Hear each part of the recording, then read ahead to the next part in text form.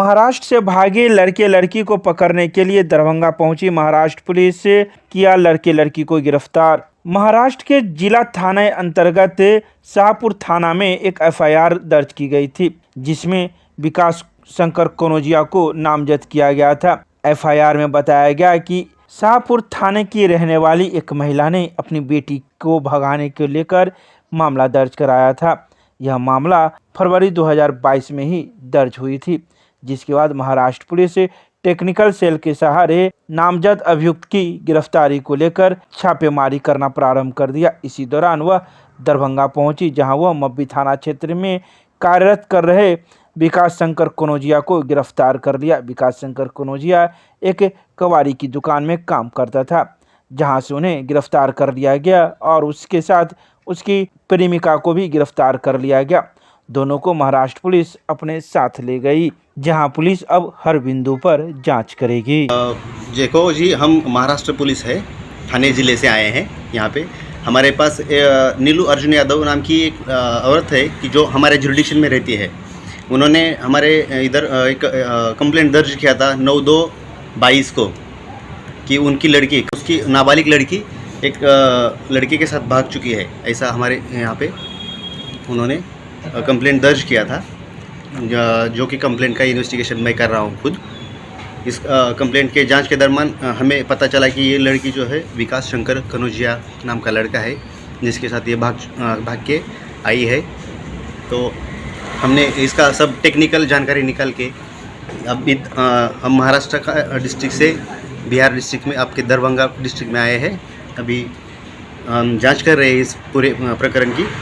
लड़का लड़की को पूछताछ करने के बाद बावजूद आगे की जांच हम जारी रखेंगे। अच्छा, ये है आपको बताया मैं 9 फरवरी 2022 को ये एफआईआर दर्ज हुआ है। तो जो आवेदन किए वहाँ यहाँ आपके थाना क्षेत्र में स्थानीय निवासी हैं? यस। अपना परिचय दे दीजिए आप। मैं पुलिस सब इंस्पेक्टर कमलाकर मुंडे, शाहपुर पुलिस थाना, district Thane rural, state of Maharashtra.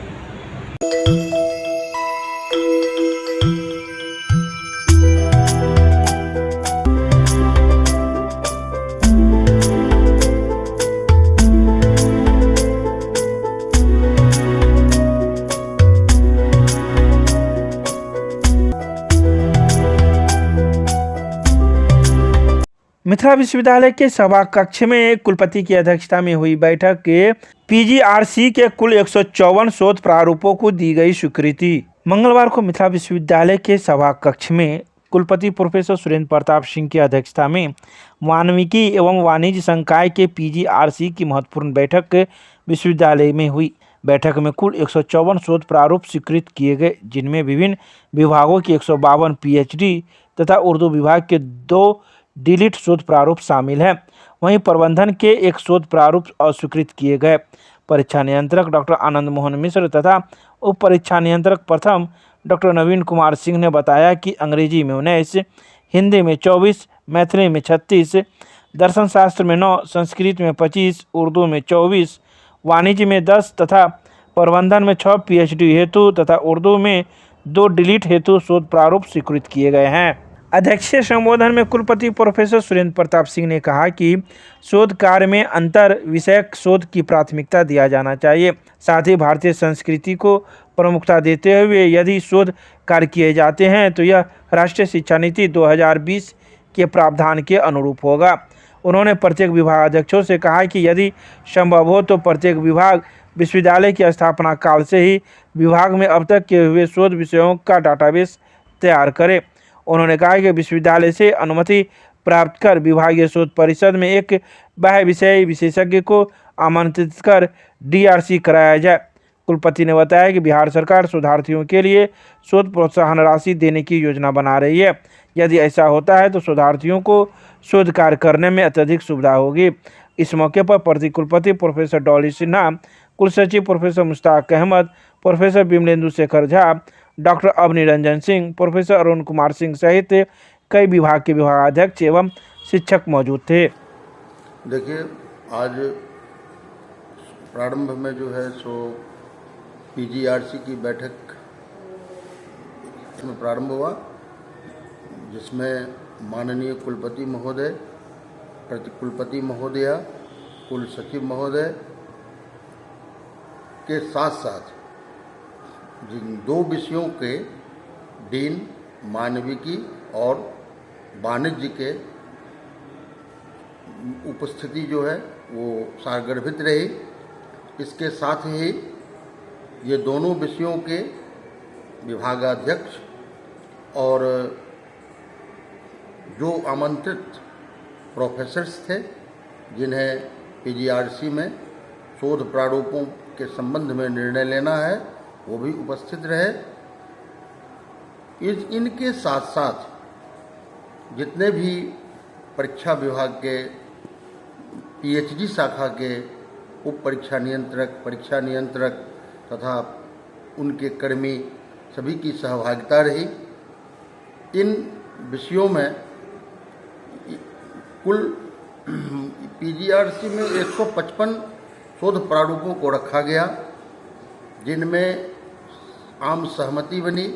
एक प्रारूप को जो है वह सर्वसम्मति से निरस्त किया गया और 154 प्रारूपों पर जो है वह स्वीकृति प्रदान की गई। कुछ विषयों में शोध प्रारूप के जो शीर्षक हैं उनमें आंशिक संशोधन हेतु सुझाव दिया गया, जो विभागाध्यक्ष अपने स्तर से करेंगे। तत्पश्चात उनकी स्वीकृति की सहमति बनी। मैं परीक्षा नियंत्रक LNMU दरभंगा, प्रोफेसर आनंद मोहन मिश्रा। धन्यवाद। मिथिला विश्वविद्यालय के स्नातकोत्तर रसायन शास्त्र विभाग में अनुसंधान के परिप्रेक्ष्य में वैश्विक सोच एवं स्थानीय उद्यम विषय पर किया गया सेमिनार का आयोजन। मंगलवार को आयोजित इस सेमिनार में मुख्य वक्ता अंतर्राष्ट्रीय स्तर के वैज्ञानिक जल विज्ञान school of engineering sciences Dehradun के वरिष्ठ प्रोफेसर मनीष कुमार ने विभिन्न विभागों से आए छात्र छात्राओं को अपने अनुभवों को साझा करते हुए बतलाया कि कम संसाधनों में भी उच्च कोटि का अनुसंधान किया जा सकता है। उन्होंने बताया कि भारत में पर्यावरण प्रदूषण के प्राकृतिक, सामाजिक एवं कृत्रिम कारण हैं, जिन्हें उचित योजनाबद्ध अनुसंधान के द्वारा दूर किया जा सकता है।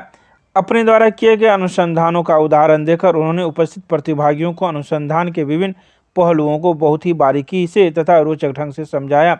इस अवसर पर विभाग के कई शिक्षक, शिक्षिका एवं छात्र छात्राएं मौजूद थे, जिन्होंने इस सेमिनार में अपनी भूमिका निभाई और अपनी अपनी बातों को भी रखने का काम किया।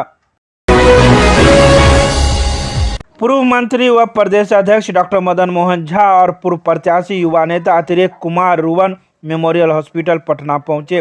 प्रदेश अध्यक्ष त्रिभुवन कुमार ने कहा कि विगत सप्ताह पूर्व ऑफिस से आने के दरमियान मेरा साला व पत्नी सिमरन कुमारी का सड़क दुर्घटना हो गया था, जिसमें घटनास्थल पर ही मेरे साला का निधन हो गया। वहीं मेरी पत्नी सिमरन कुमारी जिंदगी मौत से रुवन अस्पताल में जूझ रही है। घटना की जानकारी पाकर दूरभाष के माध्यम से प्रदेश अध्यक्ष मदन मोहन झा, कार्यकारी अध्यक्ष डॉक्टर अशोक कुमार सहित हजारों शुभचिंतकों, अभिभावकों स्वस्थ जीवन की कामना किए थे। लेकिन आज पूर्व मंत्री व प्रदेश अध्यक्ष डॉक्टर मदन मोहन झा और पूर्व मंत्री डॉक्टर अशोक कुमार का सुपुत्र पूर्व प्रत्याशी अतिरेक कुमार, पूर्व प्रखंड विकास पदाधिकारी रत्नेश कुमार, प्रदेश प्रतिनिधि शंकर कुमार झा, अक्षत कुमार, पूर्व मुखिया आलोक कुमार, पत्रकार प्रशांत कुमार सहित सैकड़ों अभिभावक रुवन मेमोरियल अस्पताल पहुंचकर हाल समाचार लिए और जल्द ही स्वस्थ होने की कामना किए। भारतीय कम्युनिस्ट पार्टी की जिला कार्यालय में हुई बैठक, लिए गए कई निर्णय। मंगलवार को भारतीय कम्युनिस्ट पार्टी की जीबी बैठक जिला कार्यालय लालबाग में बिहार राज्य किसान सभा के प्रदेश अध्यक्ष राम कुमार झा की अध्यक्षता में संपन्न हुई।